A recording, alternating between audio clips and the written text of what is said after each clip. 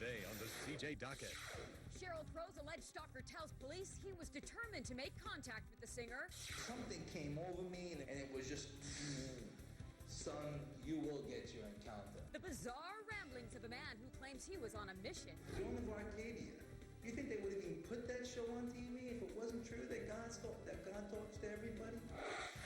P. Diddy. Celebrity Justice is now in session. Hello, everyone. I'm Holly Herbert. First up, Sheryl Crow's alleged stalker in his own voice. The former Navy diver explains why he's destined to be with the famous singer. Andre Hepkins has the police video and the chilling day in court.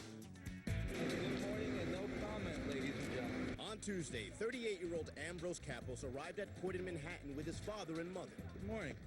The former Navy deep-sea diver had few words on the way in, and his attorney seemed to be at a loss for words on the way out. You know, honestly, I don't know what we're going to do. Stan Hickman told CJ he doesn't know how he'll defend his man against burglary and stalking charges connected to an encounter with music sensation Sheryl Crow. I think we got a shot. The two of you. Yeah, I mean, I think we should at least explore it. Although prosecutors played this explosive videotape for the jury on Monday, the judge didn't release it until Tuesday. The tape shows Capos' interview with police, in which he shares his perceived spiritual connection to Crow. God, I believe, promised me that I would get an encounter someday. Crow was in court Monday and testified about the time last year at the Hammerstein Ballroom when she found Ambrose leaning up against the wall, which creeped her out.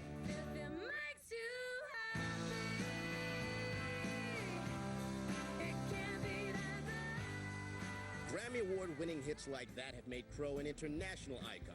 But Sheryl's sister testified that it spooked the whole family when Capos called her for a meeting with Sheryl to deliver a message from God. Something came over me, and it was external, and it came internal, and it was just, son, you will get your encounter. I did come away with a sense that now I had a responsibility to be proactive and not just sit back and wait for Sheryl Crow, who doesn't even know me, to pull my name out of the phone book and come talk to me. That wasn't going to happen. So I had to make some type of effort to make myself known. Ambrose isn't talking much nowadays, but his mother told me inside the courthouse that her youngest of three is incapable of hurting anyone, including Sheryl Crow. The trial resumes on Wednesday morning, and then we'll find out when the defense will present its case. The mind of Sheryl Crow's obsessed fan, his chilling videotape confession to the cops. I think we got a shot. The two of you. Yeah. Then, new out again, what she just told us about her plan. Sheryl Crow's accused stalker in 100 minutes of total terror. I could be just totally crazy and deluded. Maybe they need to lock me up. And why he's walking. But first, new details in our Times Square studio with a story that sparked the headline, One Scared Crow, huh? That's right, Pat. Sheryl Crow was forced to come face-to-face with the man she calls her stalker in a New York City courtroom. Well, now we reveal the chilling videotaped interview he gave to cops. Is there such a thing, spiritual twin? You're her spiritual twin? I don't know. I don't even know if such a thing exists. I just feel it is unexplainable closeness, similarity, similar wavelength. The bizarre claims of the man accused of stalking singer Sheryl Crow, boasting he forged a cosmic connection with the star using mental telepathy. Well, I think we exchanged some information, brother. This disturbing look inside the mind of the former Navy diver comes from a prosecution interrogation tape played for the jury in a stalking trial. I could be just totally crazy and deluded. Maybe they need to lock me up. The swearing, swaggering defendant describes a fantasy conversation with Sheryl Crow about wedding plans. I said, Sheryl, you know, I'm not going to be able to buy you a ring, baby. And she said, don't worry, man. Is that why you fell in love with me? Because I was the kind of person that worried about externals.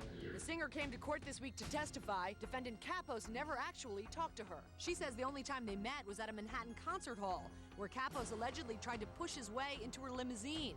Crow said she was creeped out, scared. Quote, there's pushing and shoving and people feeling they need to protect me.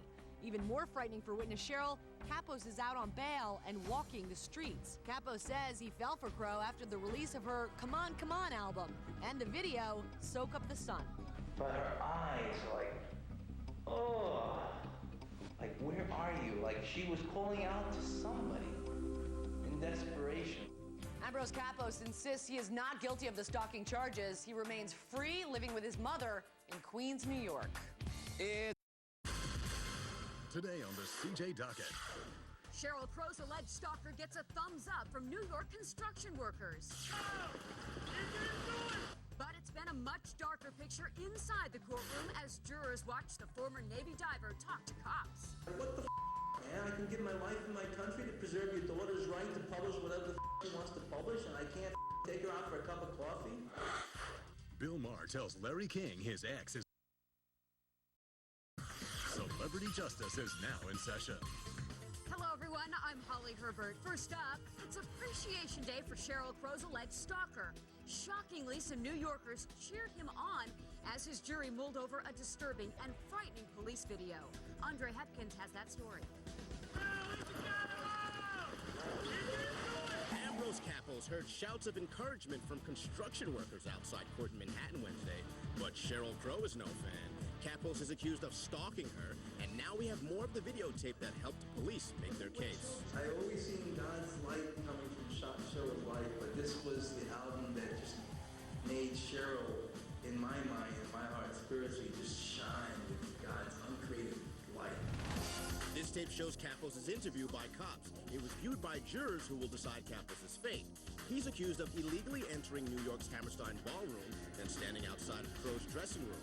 On the tape, the former Navy diver talks about his outrage at being rebuffed by Cheryl's dad when he went to visit him to arrange a meeting with her. How did you feel? I felt like, what the man? I can give my life in my country to preserve your daughter's right to publish whatever the she wants to publish, and I can't take her out for a cup of coffee?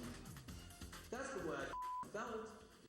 Cheryl's sister Catherine also testified that Capos tried to get her to arrange a meeting with Sheryl as well. Did you ever tell her how you felt about Sheryl? This ain't high school. Oh, can you tell your friend that I like him? That I'm a man. I want to tell her in my face.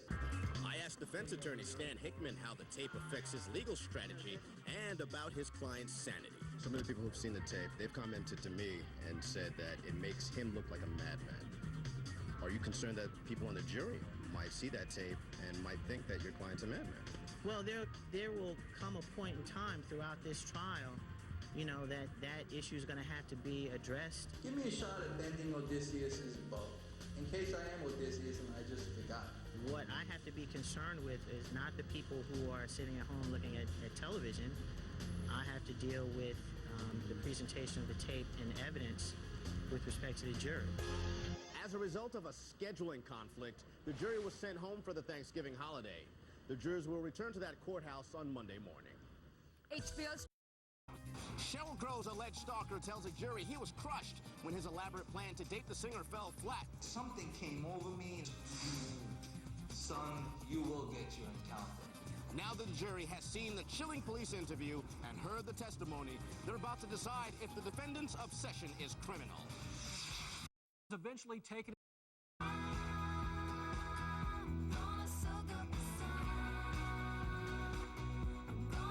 another alleged stalker is making news. The man accused of terrorizing Sheryl Crow told a jury he had a master plan to date the singer. But Andre Hepkins says Crow's dad made sure that didn't happen. All right, biker boy, let's see if your car is as fast as you look. On TLC's Overhaul on Tuesday, Lance Armstrong and his girlfriend Sheryl Crow check out his new GTO. Oh, man, that was so beautiful. But there were more ugly allegations as Ambrose Capos, the man accused of stalking Crow, took the stand in Manhattan Monday.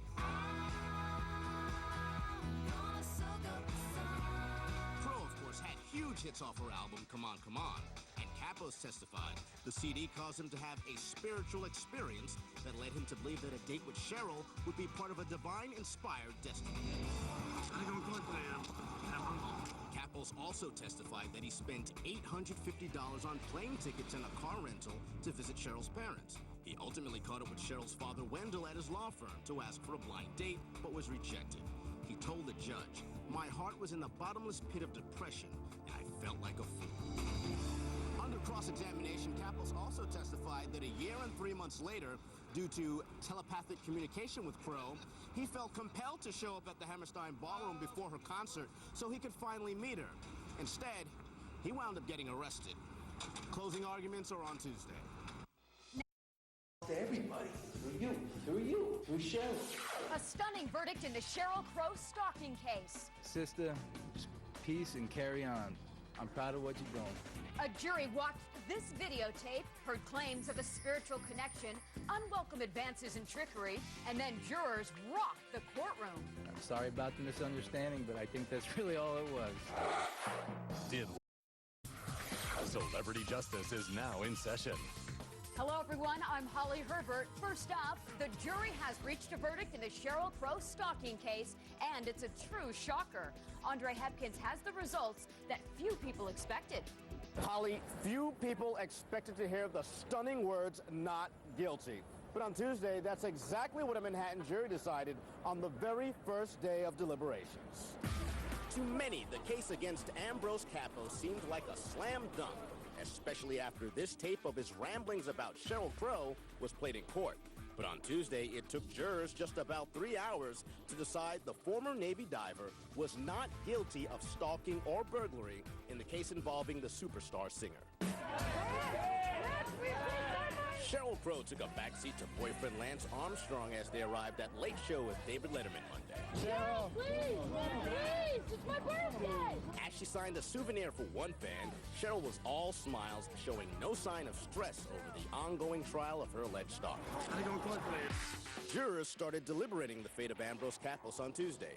He claims telepathic communications urged him to go backstage at the Hammerstein Ballroom before one of Cheryl's concerts to propose marriage to her. During closing arguments, the defense argued Capos' conduct was a result of his spiritual experience, saying he thinks outside the box but never intended to commit a crime. However, the prosecution closed by saying Capos was capable of real danger and should have known his course of conduct would have caused Crow to fear. As Capos came out of court after his victory, he told CJ he had a message for Crow, assuring her she had nothing to fear. Sister, just peace and carry on. I'm proud of what you're doing. Now, see